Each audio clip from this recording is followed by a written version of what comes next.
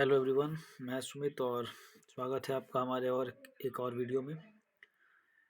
हम लोग आज एक 70th मेंस के अंतर्गत इंग्लिश की कॉपी चेक करने वाले हैं। उसमें इसको पार्ट बाय पार्ट यानी कि इनकी पूरी कॉपी एवेलुएट करनी है। और पहले हिस्ट्री है, पहले मतलब GS1 है, फिर GS2, फिर उसके बाद एसए। सबसे पहले हम लोग GS1 को यहाँ पर देखने वाले हैं। देखिए, GS1 के अंतर्गत आप सबको पता है कि इस बार DI के कुछ इश्यूज रहे हैं। ठीक है, DI को लेकर के चैलेंज रहा है, सबके लिए चैलेंज रहा है, ऐसा नहीं है।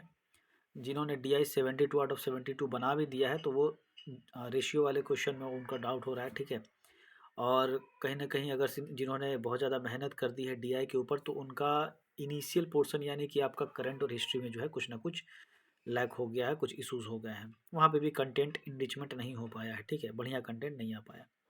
स्टार्ट करते हैं, देखते हैं कि इन्होंने किस प्रकार से डील की है। कोशिश करेंगे कि 69 BPSC के अकॉर्डिंग हम लोग भी जो है एवेल्युएशन कर सकें। तो सबसे पहले 1861 को देखते हैं। इन्होंने 1861 के बारे में लिखना शुरू किया। चलिए ठीक है, इनके पॉइंट्स देखते हैं सिर्फ। Divisions in department for proper functionaries, ठीक है। सेकेंड क्या इन्होंने लिखा है, दो ही इन्होंने पॉइंट बताए हैं। ठीक है, आलोचना की नहीं है कुछ और, मतलब डायमेंशंस नहीं दिख रहे हैं। ठीक है, डायमेंशन नहीं दिख रहे हैं और डायमेंशन नहीं दिखने के कारण जो है मैक्स टू मैक्स 3 हो सकता है यहाँ पर, मैक्स टू मैक्स। अब वो मैं सिर्फ यहाँ पर जो है पिछले कॉपीज़ के बेसिस यानी 69 के बेसिस पे बता रहा हूँ। हो सकता है इस पर लिबरल मार्किंग हो या किसी और प्रकार का पैटर्न हो सकता है, लेकिन मैं इसको 69 के बेसिस पे अभी देखना चाह रहा हूँ बस। तो ये हमारे 3 नंबर के लायक जो है यहाँ पर दिख रहा है, क्योंकि सिर्फ और सिर्फ इसमें प्रोविजंस है वो भी 2 दिख रहे हैं, ना तो आलोचना है ना तो किसी और प्रकार के कोई पॉइंट्स है। सेकेंड क्वेश्चन को देखेंगे इनका। तो भारत छोड़ आंदोलन में बिहार की भूमिका पूछा गया था। बिहार का रोल इन्होंने बताया है आज़ाद दस्ता, ठीक है, कॉलेज स्टूडेंट जो सचिवालय कांड हुआ था। इन्होंने वुमेन्स का रोल बताया है थर्ड पॉइंट में। उसके बाद पटना मुंगेर आरा, ठीक है। तो रोल बिहार का जो उन्होंने इसमें 5 पॉइंट बताने की कोशिश की है, इसमें लास्ट में कंक्लूजन छूट गया है। फिर भी 3.5 मैक्स टू मैक्स चांस रखेंगे, इसलिए क्योंकि इस पॉइंट पे ये डिस्कस कर रही हैं, उस पर 1 2 3 4 5 6 पॉइंट तक ये जा पा रही हैं। तो ये जो है 3.5 तक कंटेंट जा पाएगा मेरे हिसाब से। थर्ड, संथाल अपराइजिंग के बारे में आया। तो लीडर्स मैम ने बताया है। रीजन्स फॉर रिवॉल्ट, क्या क्या रीजन्स रहे। थर्ड मैम ने बताना शुरू किया है, बस ये रीजन्स ही आ रहे हैं और एक आ रहा है लीडर्स, ठीक है। उसके बाद कंक्लूजन दिख रहा है। चलिए 3.5 मान के चलते हैं, क्योंकि मैप है, मैप की वजह से। तो ये 7 नंबर का क्वेश्चन है, पटना कलम। पटना कलम में इन्होंने फीचर्स बता दिए हैं, टाइप्स बता दिए हैं, ठीक है। यहाँ पर ये समझा दिया, ठीक है, बढ़िया। तो ये 3 तक जा सकता है। साथ में आते हैं तो मौर्यकालीन एवं स्थापत्य कला। तो मौर्य आर्ट को मैम ने समझाया, स्तूपाज को समझाया, पिलर्स को समझाया। इसका ये वाला जो पोर्शन है स्थापत्य कला का जो अलग से पोर्शन दिख रहा है आपको आर्किटेक्चर्स का, ये कीवर्ड दिखना चाहिए था अलग से, लेकिन कॉपी भरा हुआ है, इसीलिए 3 मार्क्स तक जो है एक्सपेक्ट करके चलेंगे। 7 है, 2.5 भी जा सकता है, लेकिन ये 7 तक चलेगा क्योंकि 2 पिक्चर्स दिख रहे हैं और उसमें डायमेंशंस दिख रहे हैं, इसीलिए। 38 वाले में इन्होंने जो डील किया है, इन्होंने मार्किंग नहीं की है कि कौन सा डील किया है, अदरवाइज हम लोग इसको समझने का कोशिश करेंगे। इन्होंने जो है ब्रिटिश पॉलिसीज को डिस्कस किया। इन्होंने यहाँ पर सेकेंड वाले क्वेश्चन यानी कि बी को जो है इन्होंने डिस्कस किया है, लिखा है, इन्होंने लिखना शुरू किया। अच्छा, ये क्वेश्चंस एक बार क्वेश्चन को अच्छे से समझेंगे। कहता है भारतीय राष्ट्रीय आंदोलन के उदय में ब्रिटिश नीतियाँ कहाँ तक जिम्मेदार थी, व्याख्या कीजिए। तो ब्रिटिश पॉलिसीज की बात चल रही थी, तो मैम ने इसका ठीक है स्टार्ट किया। उसके बाद सब्सिडरी अलायंस की बात की मैम ने। यहाँ पर जो है डॉक्ट्रिन ऑफ लैप्स मैप बताया मैम ने।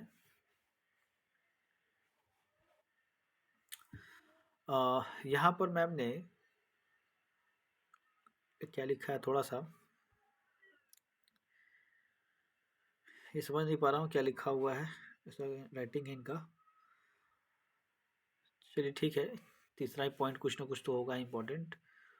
Lord revenue policies, land revenue policies, ठीक है। रैयतवाड़ी सिस्टम उसमें मैम ने बताया है,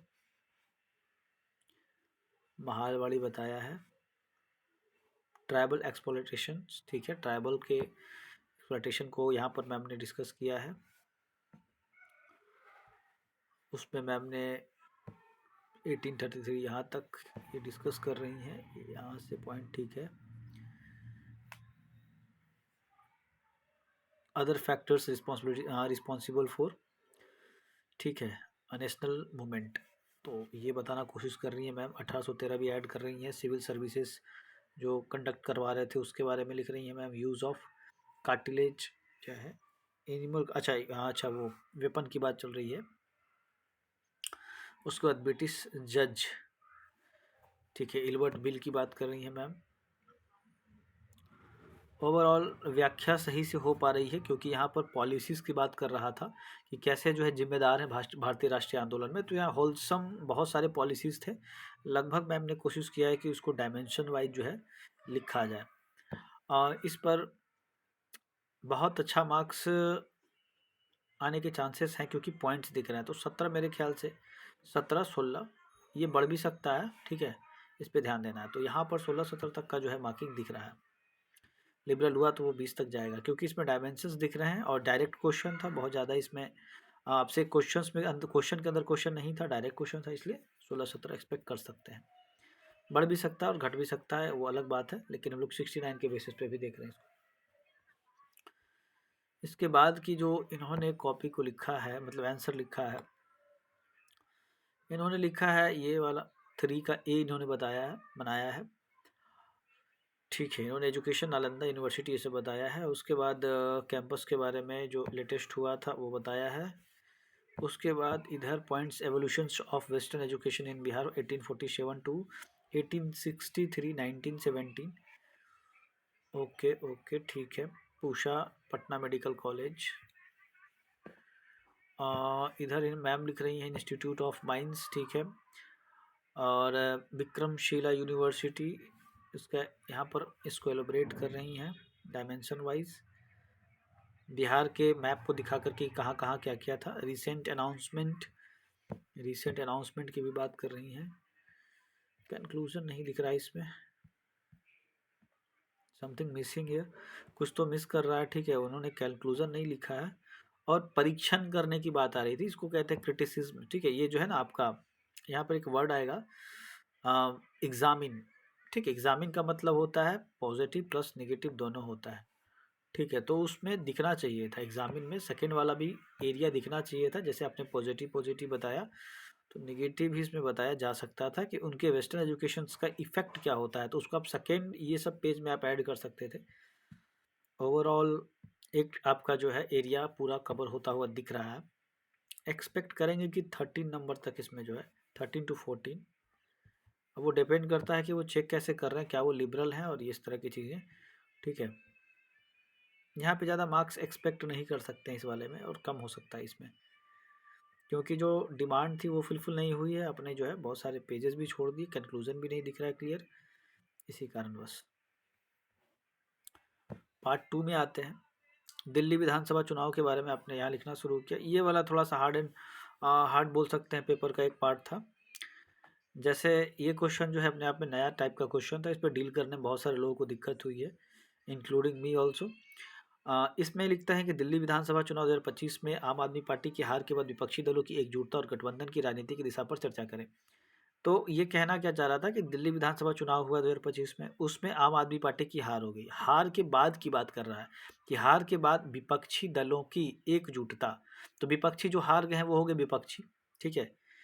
एकजुटता और गठबंधन की राजनीति की दिशा पर चर्चा कीजिए। विपक्षी दलों की एकजुटता और गठबंधन की राजनीति की बात की थी, उसकी दिशा कैसी होगी उस पर चर्चा करना था। तो मैम सिंपल यहाँ पर जो है एडवांटेजेस बता रही हैं, लेकिन यहाँ पर डिमांड नहीं है एडवांटेजेस की, डिसएडवांटेजेस की डिमांड नहीं है। तो अकॉर्डिंग टू डिमांड ये फुलफिल हो नहीं रहा है एग्जैक्टली जो होना चाहिए था। क्योंकि जो पूछ रहा है ना क्वेश्चन में कि आप कैसे गठबंधन की राजनीति की दिशा जो है वो बदलेगी, कैसे वर्क होगा आगे चल करके, उस पर बात चल रही थी। ठीक है, फिर भी आपने पेज भरा है तो हम 3 नंबर इस पे एक्सपेक्ट करते हैं, क्योंकि ये पॉलिटी का क्वेश्चन है। पॉलिटी में जो है डिडक्ट होते हैं मार्क्स, आप लोग को पता है 0 तक दिए गए हैं। रशिया यूक्रेन को 3 वर्ष पूरे हो गए और इस कारण से जो है ये पॉलिटी में नहीं, ये एक्चुअली करंट का भी है और पॉलिटी भी इसमें साथ साथ में चल रहा है। ठीक है, साथ में लिया गया है। रशिया यूक्रेन को 3 वर्ष पूरे हो गए युद्ध के कारणों। तो पहला क्वेश्चन क्या बोला, कारण। सेकेंड बोल रहा है कि इससे विश्व की राजनीति पर क्या प्रभाव पड़ेंगे, उसकी चर्चा कीजिए। तो आपने काउजेस बताए, बढ़िया। सेकेंड पॉइंट आपने इधर कहीं पे बताया, impact on India, impact of war. ठीक है, बढ़िया है ये डील अच्छा हुआ आपका। ये 4.5 के अराउंड घूमेगा, बढ़ भी सकता है, 5 तक जा सकता है। महाकुंभ वाला क्वेश्चन था। महाकुंभ में देखिए कितने डायमेंशन है। एक तो पहला, भारतीय संस्कृति, धार्मिक और सामाजिक समरसता का प्रतीक कैसे है। ठीक है, और उसमें भी आपको एग्जाम्पल्स पुट करने थे। ठीक है, तो सबसे पहले यहाँ पे आपने बताया कुंभ का, आपने सिर्फ जो है यहाँ पे महत्व बता दिया, डायमेंशंस नहीं दिख रहे हैं। यही तो दिक्कत है, यही नहीं करना चाहिए। जैसे जो पूछता है ना उसको आपको कीवर्ड बनाना है। ठीक है, पहला धार्मिक, फिर राजनीतिक, जो भी इस पे पूछ रहा है, एक सांस्कृतिक, धार्मिक और सामाजिक जो है आपको कीवर्ड यहाँ पे बनाना चाहिए था। कल्चरल, रिलीजियस और सोशल टाइप का तो हुआ नहीं है वो चीज़, तो इसलिए मिसिंग लग रहा है ये। फिर भी क्योंकि आप पेज भर रही हैं तो 3 मान के चलते हैं। ऐसी गलती दोबारा मत कीजिएगा, क्योंकि जो पूछ रहा है उसको दिखना चाहिए कि मैंने जो क्वेश्चंस दिए हैं, क्योंकि मॉडल आंसर में उसका कीवर्ड दिख रहा होगा और आपका कीवर्ड यहाँ नहीं दिख रहा है। जाति आधारित जनगणना की आवश्यकता और महत्व पर प्रकाश डाले। एक आवश्यकता बोल रहा है और महत्व बोल रहा है, मतलब 2 क्वेश्चन है। ठीक है, इम्पोर्टेंस और नीड, आपने डेटा बताया है। ठीक है, benefits of caste census, benefits आपसे पूछ ही नहीं रहा है ना, आवश्यकता पूछ रहा है। आप डिमांड फुलफिल नहीं कर पा रहे हैं, 2-3 क्वेश्चन से लगातार ये चीज़ हो रही है। ठीक है, 1.5 और 2 तो हार्डली इसमें जाएगा फिर, कॉपी भरने के बाद भी। अब देखिए इस क्वेश्चन, ये तो नया एकदम क्वेश्चन आ गया कि डोनाल्ड ट्रंप जो है वहाँ जीत गए। डोनाल्ड ट्रंप वहाँ जीत गए और संयुक्त राज्य अमेरिका एक राष्ट्रीय एवं अंतर्राष्ट्रीय स्तर पर भविष्य कैसा होगा। मतलब अमेरिका में ट्रंप जब जीत रहे हैं तो उनके नेतृत्व में अमेरिका का राष्ट्रीय एवं अंतर्राष्ट्रीय स्तर पर भविष्य कैसा होगा, तर्क सहित विश्लेषण कीजिए। ये किसका भविष्य की बात कर रहे थे, ये अमेरिका की भविष्य की बात कर रहे थे और अंतर्राष्ट्रीय क्या बदलाव वगैरह लाने वाले हैं। ठीक है, एरियाज ऑफ, ये आपने क्या लिखा है, ये पता नहीं क्या आपने लिखा है। ठीक है, कोई बात नहीं है, इसमें कुछ आपने पॉइंट्स ही डाले होंगे।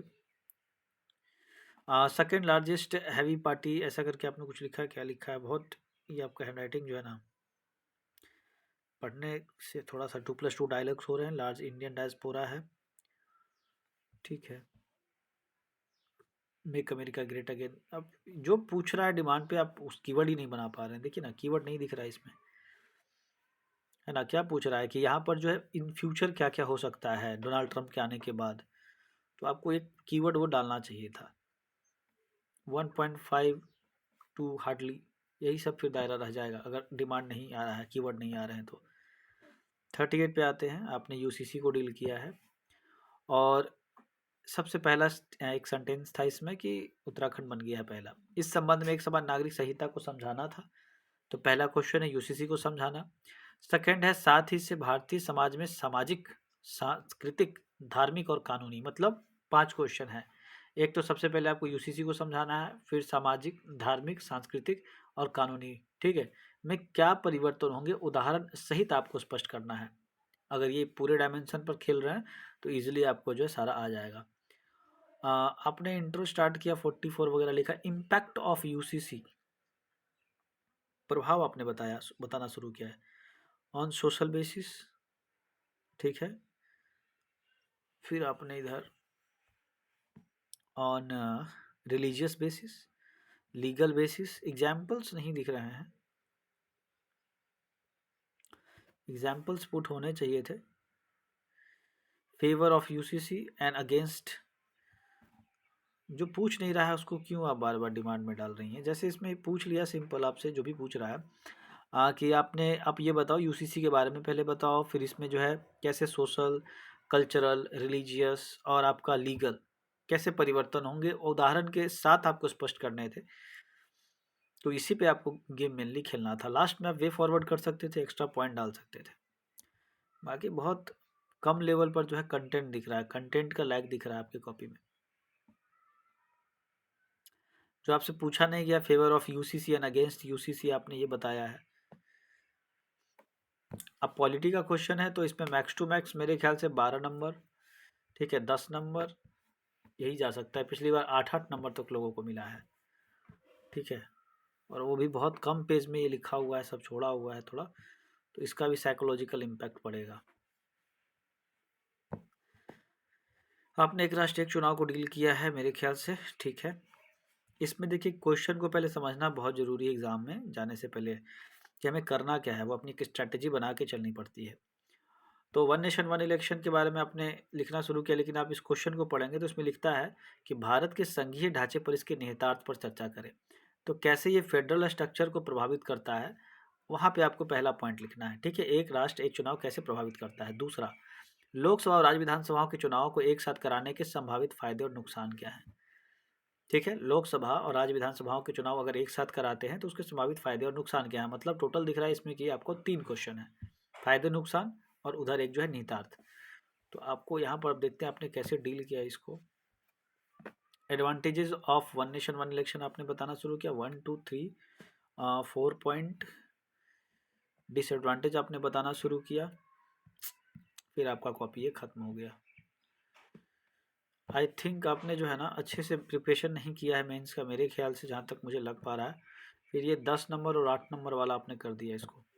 अभी इसमें डिमांड जो है पूरी फुलफिल हुई नहीं है। कैसे संघीय ढांचे पे इसके निहितार्थ क्या है, इस बात को आपने पूरा छोड़ ही दिया है। कंटेंट की भी कमी दिखती है, आपने बहुत ज़्यादा गैप रख करके भी लिखा है, उसके बाद भी ये दिक्कत आ रही है, कॉपी नहीं भर रहा है तो प्रॉब्लम है। बाकी डीआई वगैरह आप चेक कर लीजिएगा अपना आपने कितना सही किया है। अब मेरे अकॉर्डिंग जो हम अपना ये आपको मार्क्स दे रहे हैं, ठीक है, आप कैलकुलेट कर सकते हैं शुरू से। देखिए मैं आपके मार्क्स को कैलकुलेट करके ऐड कर देता हूँ लास्ट में। 3 + 3.5 3.5 3 3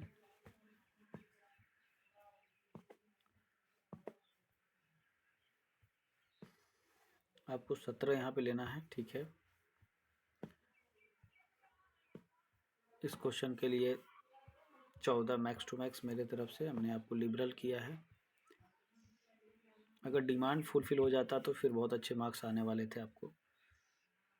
4.5 3 1.5 2 12 10 83 मार्क्स आपको जो है आपके रिटन में अवार्ड हो रहे हैं। वो मेरा अपना एक चेक करने का तरीका है, ठीक है। मैंने उसको 69 के बेसिस पे चेक किया, इसको मैं लिख भी दे रहा हूँ, बेसिस ऑन 69, बेस्ड ऑन 69, ठीक है। कॉपी, ठीक है। आपका मैंने एक जीएस पेपर 1 का देख लिया है। बाकी डीआई कितने मार्क्स के आपके आ रहे हैं आप उसको जो है ऐड कर लीजिएगा इसमें, तो आपको एग्जैक्टली पता चल जाएगा कि आप कितना अचीव कर रहे हैं। Thank you. नेक्स्ट कॉपी आपका जीएस पेपर 2 का थोड़ी देर में बस वो भी अपलोड कर रहे हैं वीडियो चेक करने के बाद।